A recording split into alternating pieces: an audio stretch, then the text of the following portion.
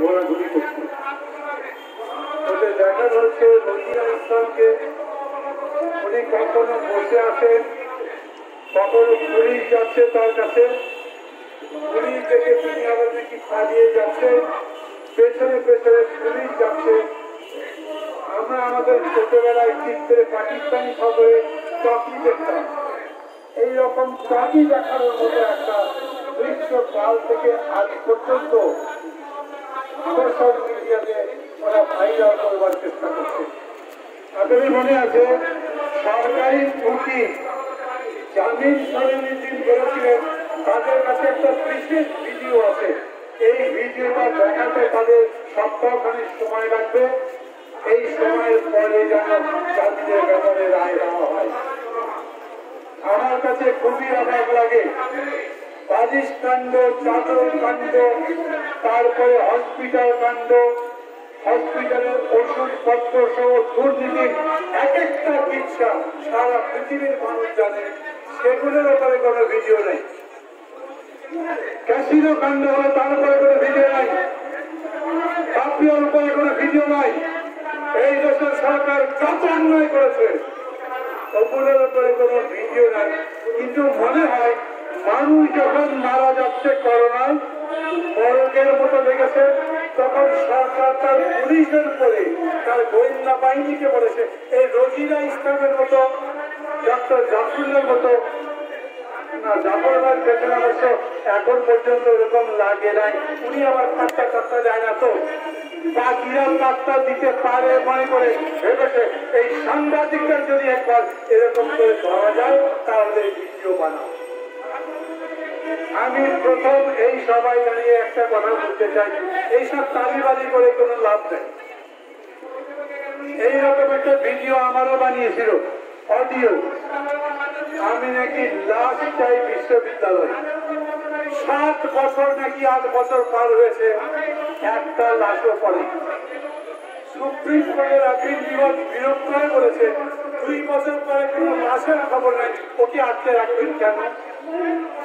এখন রোজিনা ইসলামকে আটকে রেখেছে 2-3 দিন, আগামীকাল কি হবে তা জানি না, কিন্তু ওই দিনও আসবে যখন বলবে ওই আপনাদের ভিডিও তো দেখা যাবে না, তাদের জামিন দেওয়া হবে।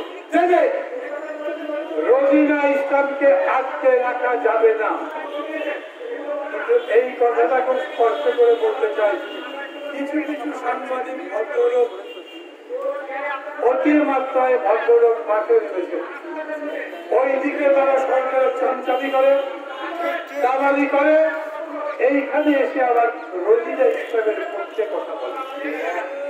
একটা সরকারের মধ্যে যে কয়টা সরকার তা বোঝা মুশকিল।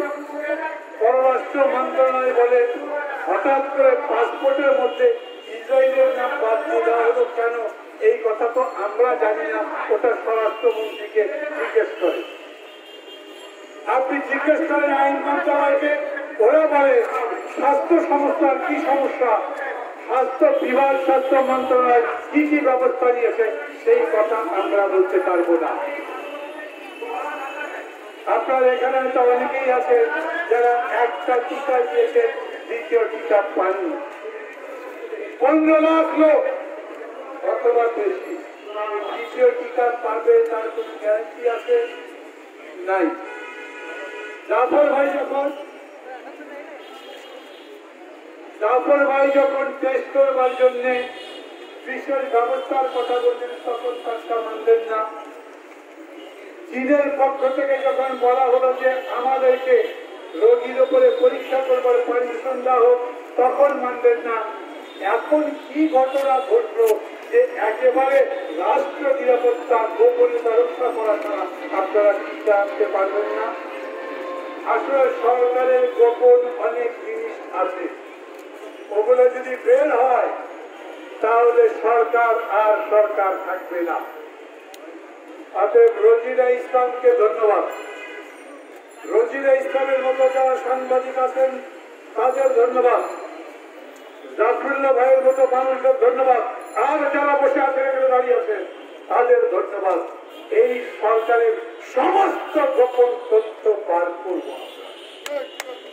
কতগুলো 2 নম্বরই করেছেন, কত টাকা লুট করেছে ওষুধ বিক্রির নাম করে, কিট কিনবার নাম করে, ভ্যাকসিন কিনবার নাম করে কত লক্ষ কোটি ডলার প্রফিট করা হয়েছে।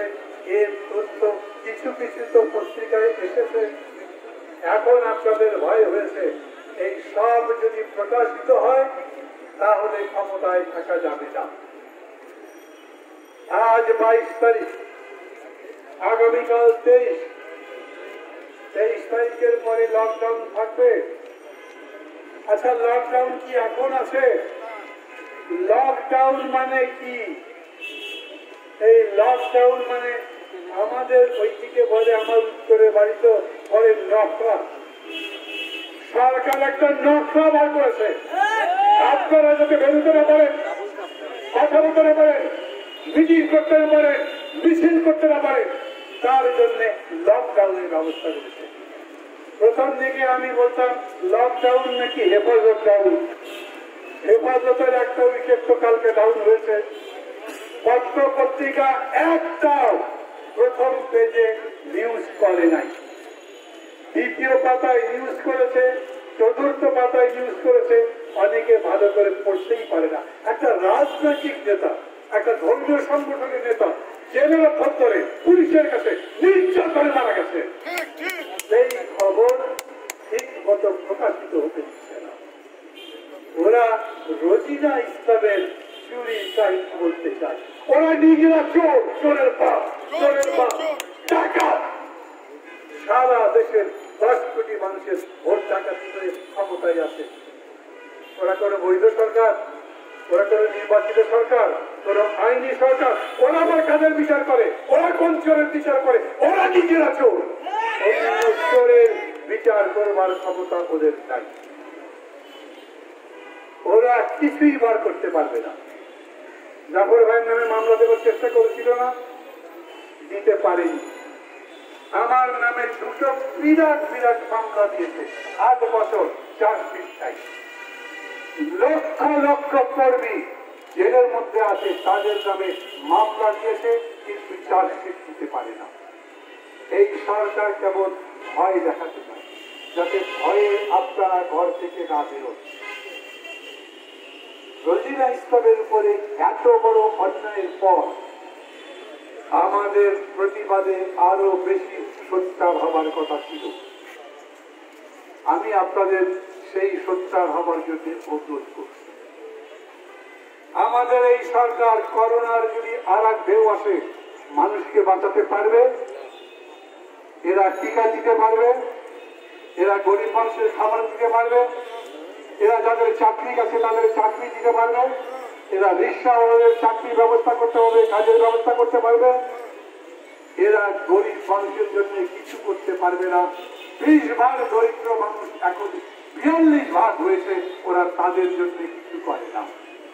ওরা বড় বড় শিল্পপতিদের জন্য প্রণোদনা দেয়, আর প্রণোদনা দিয়ে ওই সমস্ত ব্যক্তিরা এতই প্রণোদিত হন যে ওরা শ্রমিকের বেতনই দেয় না।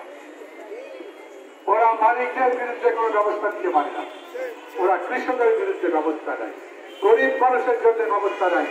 আমাদের দাবি, দেশ উন্নয়নের জোয়ারে যদি ভাসে, তাহলে যেই মানুষগুলো পেতে পারে না, প্রতিদিন পত্রিকায় যে দুঃখজনক কাহিনী আমরা দেখি, ওদের কল্যাণের জন্য 2 কোটি পরিবারকে 10,000 করে টাকা দেয়, অন্তত 1 মাস তারা যাতে ভালো থাকতে পারে।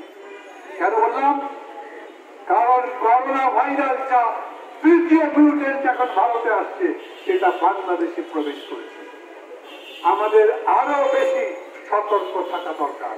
সেই সতর্কই সরকার করতে পারছে না।